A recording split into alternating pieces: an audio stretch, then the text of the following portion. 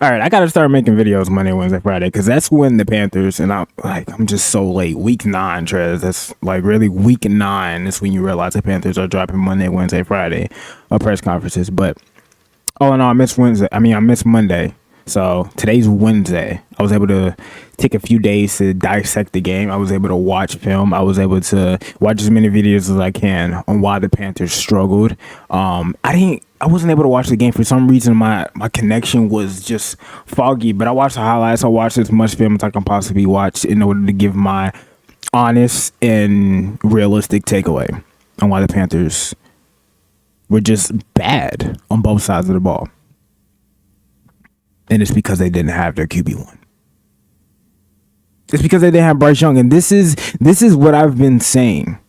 Right? This is what I've been saying. The Buffalo Bills are going to come into the game stopping Rico Dowdle. Rico Dowdle was not going to rush for 100 yards. I mean, he didn't even get 10 carries. And I'll get into why I think Chuba is just holding this offense back in a little bit. But it didn't even matter. They couldn't get the run game going like they wanted to, and then they had to depend on Andy Dalton, which I said that they're going to have to. Andy Dalton's going to have to sling the ball. And I said either he is going to have 150 yards and 3 interceptions, or he's going to have 300 yards and 3 touchdowns. And I was off, right? He had 170 yards, 80 yards, no touchdowns, an interception, and a fumble.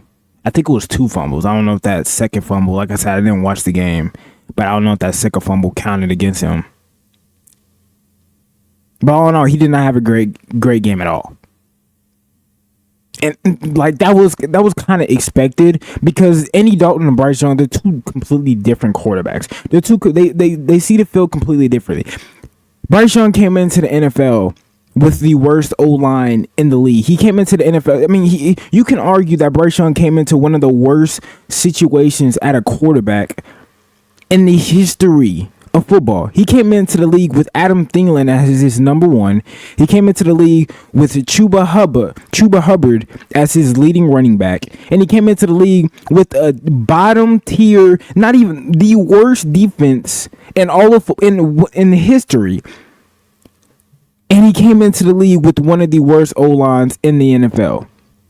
And he also came into the league with a Frank Reich head coach that didn't even want him. I cannot sit here and I just can't even think of a worse situation for a quarterback to come into the league. I mean, you look at all the other quarterbacks. I mean, at least Kyler Murray, right? He came into the league and his Arizona Cardinals, and they're a completely different team now. But he came into the league with at least some weapons. Right? And look at Baker Mayfield. He came into the league. He at least had a defense.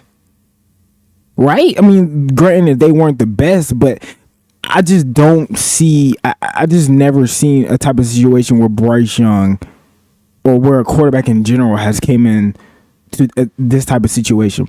And this is my point on where Bryce Young is just a 10 times better quarterback, and it's so hard to see for the haters, for the fans, for the people that just don't understand.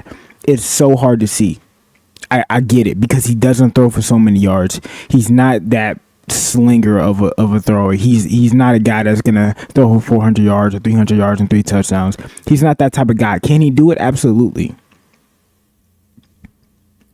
But this notion that he has to elevate his team, has to elevate the people around him. Well, my question to you is, why can't people elevate him? There was a play where in Josh Allen, I mean, goodness gracious, to talk about a game that Josh Allen didn't even have to play. I mean, you take Josh Allen out the game, they still blow the Panthers out, honestly. But Josh Allen, there's a play where Josh Allen just dumped it off to Shakir, and Shakir banged his head on the goalpost. Bryce Young has never had that. There's never been a throw. There's never been a play where Bryce Young just dumps it down, whether it's a screen pass, whether it's a drag, whether it's a slant, whether it's a hitch. Bryce Young has never been able to dump the ball down to a player and have him go bang his head on the goalpost. Bryce Young's biggest play, best play of his career was the broken play against the Dallas Cowboys to Jalen Coker, where Jalen Coker was just wide open. He got behind the defense. And that was a broken play. That was his longest touchdown of his career.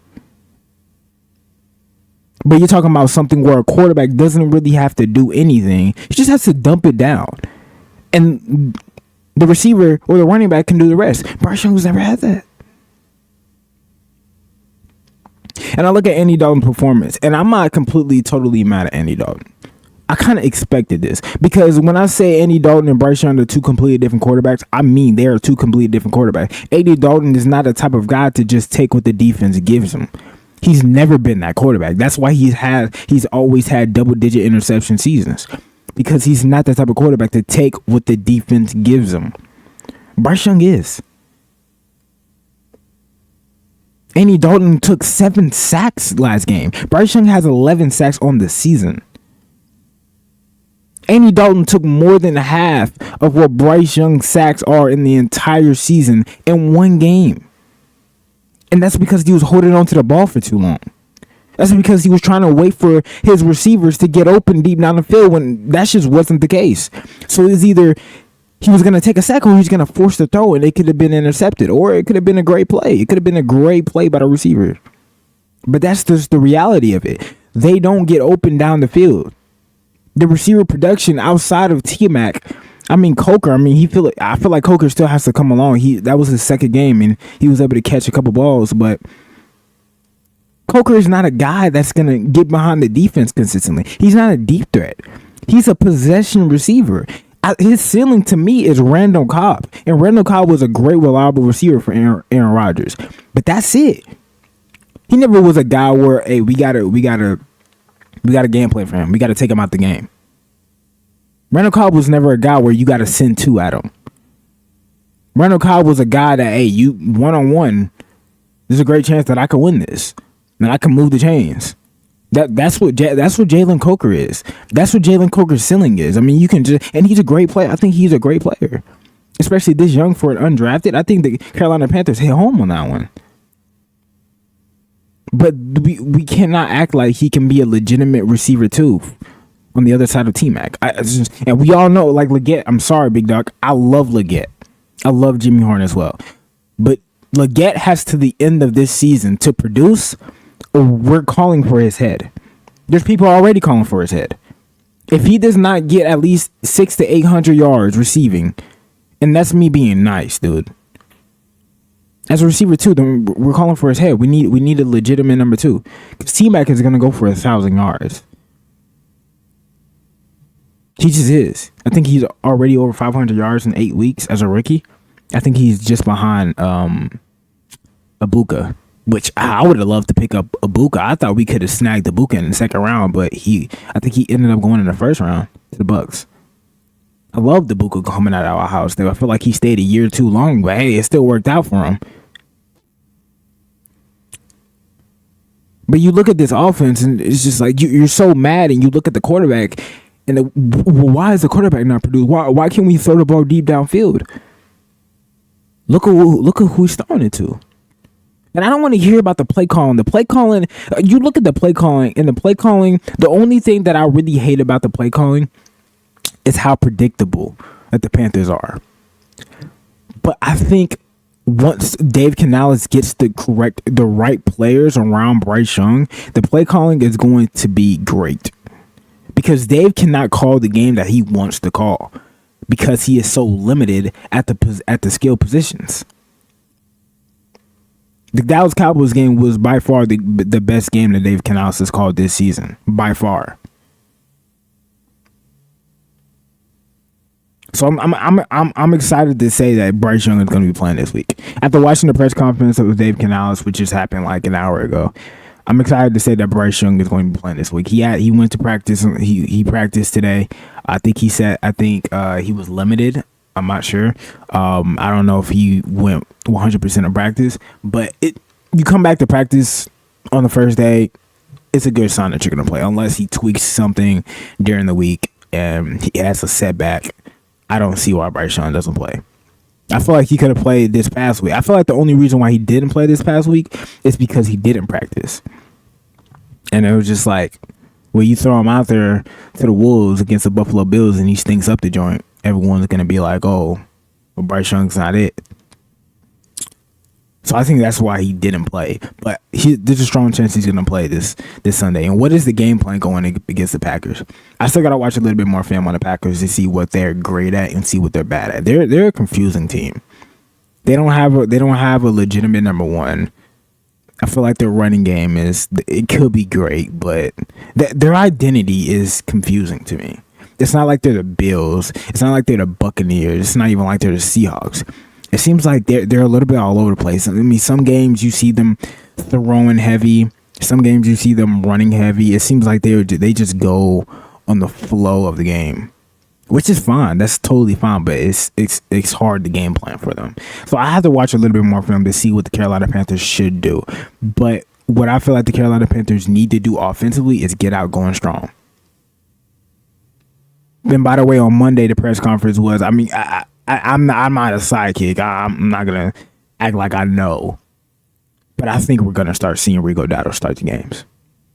I think we're gonna start seeing Rico Dowdle get a lot better, lot bigger load than Chuba. And once again, I love Chuba.